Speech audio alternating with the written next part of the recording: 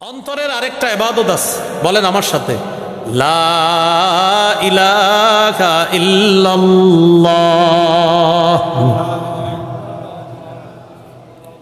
বলেন আল্লাহ ছাড়া কোনো ইলাহ নাই, এই কথা অন্তরে বিশ্বাস করা নাম হলো ঈমান। বলেন লা ইলাহা ইল্লাল্লাহর বিশ্বাস অন্তরের ইবাদত।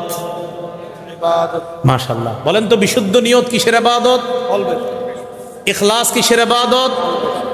লা ইলাহা ইল্লাল্লাহর এই বিশ্বাসটা কিসের ইবাদত? এটা বুঝে আসে বোবা মানুষকে জিজ্ঞাসা করেন, বোবা যারা কথা বলতে পারে না, ওরে বিভিন্ন মাধ্যমে জিজ্ঞাসা করবেন আল্লাহর কথা, ওই আপনার এইভাবে বলবে আল্লাহ ছাড়া কোনো ইলাহ নাই, আপনার এরকম বলবে, ও দেখাই দিবে এভাবে যে আমি মুখে বলতে পারতেছি না, আমি এখানে বিশ্বাস করি আল্লাহ ছাড়া কোনো ইলাহ নাই। সুবহানাল্লাহ। বোবা মানুষ আপনারে বলে দিবে। সহিহ বুখারীর বর্ণনা 44 নম্বর হাদিস। এই হাদিসের মধ্যে আসছে ইয়াখরুজু মিনান নার মান কানা ফি কলবিহি মিসকালু যাররাতিন মিন খাইরিন মিসকালু ওয়াজনু শাঈরাতিন মিন খাইর মিসকালু ওয়াজনু বুররাতিন মিন খাইর মিসকালু ওয়াজনু যাররাতিন মিন খাইর। এই খাইর দ্বারা উদ্দেশ্য মিন ঈমান, যার অন্তরে সরিষার দানা পরিমাণ, জব পরিমাণ, গম পরিমাণ ঈমান থাকবে, এই ব্যক্তি কোনো অপরাধের কারণে জাহান্নামের সাজা ভোগ করলেও একদিন জাহান্নাম থেকে বের হয়ে ওই পিওর লা ইলাহা ইল্লাল্লাহর বিশ্বাস অন্তরে সামান্য পরিমাণ থাকার কারণেও আল্লাহ তাকে একদিন জান্নাত দান করবে। আমরা জানি ইবাদত কয় মাধ্যমে করি? 5। 1 নাম্বার কি দিয়ে? কলব দিয়ে। এইগুলো কলবের আলোচনা। 2 আল ইবাদাতু বিল ফামি বা বিল লিসান, মুখ দিয়ে ইবাদত করি, এটাকে বলে মৌখিক ইবাদত। মৌখিক ইবাদতের মধ্যে শ্রেষ্ঠ ইবাদত তিলাওয়াতুল কোরআন, কোরআনের তেলাওয়াত করা, যেটা আমরা পুরো বছর করি না। রমজানে আসলে 2-3 খতম পড়ে 27শে রমজান রাতে এশার নামাজের আগে ইমাম সাহেবের কামরায় গিয়ে দরজা নক করে, হুজুর আছেন? জি হুজুর এই চিঠিটা রাখেন। তো হুজুরে খুইলা দেখে আমার দাদার জন্য 1 খতম, দাদির জন্য 1 খতম, নানির জন্য 1 খতম। হুজুর খতমগুলা বক্সায়া দিয়েন। কি করে দিয়েন? বক্সানো মানে হলো পৌঁছানো। বক্সানো মানে কি? না, আমার কথা হলো আপনি যে 27 দিন পড়লেন এগুলো কই ছিল এতদিন? না আপনি এটা সিরিয়াসলি নেন। আপনি যদি আমারে বুঝাই দিতে পারেন যে আপনি যে বক্সানোর দোয়াটা হুজুরের কাছে চাইলেন পৌঁছাইতে, তো এর মানে আর আগে পৌঁছে নাই, তো আগে কই ছিল এই যে পড়লেন এতদিন? যদি আমাকে বুঝাই দিতে পারেন তো আমি বলবো হ্যাঁ এটা আমিও লিখবো, হুজুর আমি এরকম 1 খতম কোরআন পড়ছি, এটা একটু বক্সায় দিয়ে। আরে ভাই, আপনি যখন যেই নিয়তে পড়তেছেন আল্লাহ তো সেই নিয়ত তখনই পুরা করতেছে। আপনার দাদার জন্য পড়তেছেন, বা সাথে সাথে আপনি হরফে হরফে সওয়াব যাচ্ছে দাদার কাছে।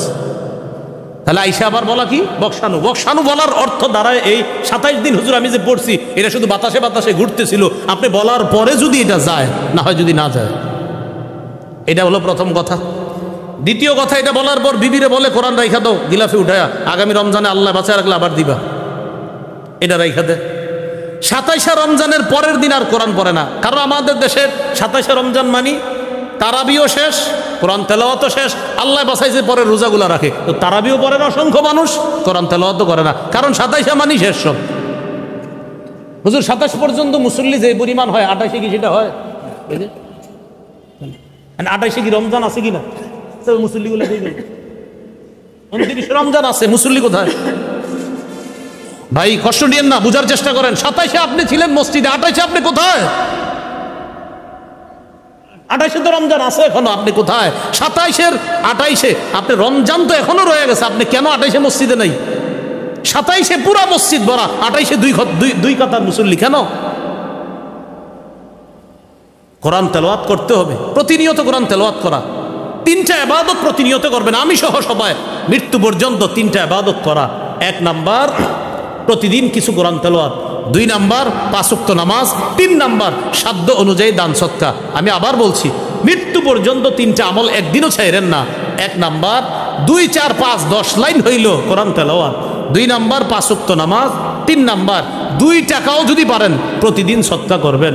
সূরা ফাতিরের 30-31 নম্বর আয়াতে আল্লাহ বলেন, এটা আল্লাহর সাথে এমন এক ব্যবসা যে ব্যবসায় কোনো লস নাই, লাভ আর লাভ। ইন্নাল্লাযীনা ইয়াতলুনা কিতাবাল্লাহ ওয়া আকামুস সালাহ ওয়া আনফাকু মিম্মা রাযাকনাহুম সিররা ওয়া আলানিয়া ইয়ারজুনা তিজারাতান লান তাবুর। আল্লাহ বলেন, যারা নিয়মিত কোরআন তেলাওয়াত করবে, যারা নিয়মিত পাঁচ ওয়াক্ত সালাত আদায় করবে, যারা আমার দেয়া রিজিক থেকে গোপনে প্রকাশ্যে দান করবে, তারা এমন ব্যবসার কামনা করে যে ব্যবসা লান তাবুর, কখনো ধ্বংস হবে না। এই ব্যবসা লাভজনক ব্যবসা, এটা লাভ আর লাভ। তাহলে বলেন তো নিয়মিত কয় আমল? কোরআন তেলাওয়াত, পাঁচ ওয়াক্ত নামাজ, আর সাধ্য অনুযায়ী দান সদকা। ভাই কোরআন তেলাওয়াত করেন, আপনাদের হাতে পায়ে ধরে বলি নিয়মিত কিছু কোরআন তেলাওয়াত করেন, আল্লাহ তৌফিক দান করেন। নাসাইর হাদিসে আসছে রাসূল সাল্লাল্লাহু আলাইহি সাল্লাম বলেন, ইকরাইল কোরআন ফি আরবাঈনা, ও উম্মত অন্তত 40 দিনে এক খতম কোরআন পড়ো। কয় দিনে? সাহাবায়ে কেরাম 3 দিনে পড়তেন, 7 দিনে পড়তেন, কেউ 30 দিনে। 30 দিনে যদি এক খতম পড়েন তাহলে প্রতিদিন এক পারা। আর যদি 7 দিনে পড়েন 7 মঞ্জিলে পড়তে পারেন। প্রথম দিন পড়বেন সূরা মাইদা পর্যন্ত, দ্বিতীয় দিন সূরা ইউনুস পর্যন্ত, তৃতীয় দিন পড়বেন সূরা বনি ইসরাইল পর্যন্ত, এরপরে চতুর্থ দিন পড়বেন সূরা শুআরা পর্যন্ত, এরপরে পঞ্চম দিন পড়বেন সূরা ওয়াস-সাফফাত পর্যন্ত, ষষ্ঠ দিন সূরা কফ পর্যন্ত, সপ্তম দিন সূরা নাস পর্যন্ত। এ হলো 7 মঞ্জিলে এক খতম। এটা মনে রাখার একটা সুন্দর সুরত আছে, ফামি বিশাউকিন, ফামি বিশাউকিন। এটা মনে রাখলে এটা সহজে মনে রাখবে। ফা মিম ইয়া বা শিন ওয়াও কফ, ফামি বিশাউকিন। ফা মানে সূরা ফাতিহা। এই সূরা ফাতিহা এটা ফা দ্বারা উদ্দেশ্য সূরা ফাতিহা, এরপরে মিম, ফামি, মিম দ্বারা সূরা মাইদা, এরপরে ইয়া, ইয়া দ্বারা সূরা ইউনুস, এরপরে বি, বা দ্বারা সূরা বনি ইসরাইল, এরপরে শিন, শিন দ্বারা সূরা শুআরা, এরপরে ওয়াও, ওয়াও দ্বারা ওয়াস-সাফাত, এরপরে হলো আপনার কফ, কফ দ্বারা সূরা কফ, আর কফ থেকে তো শেষ পর্যন্ত সূরা নাস।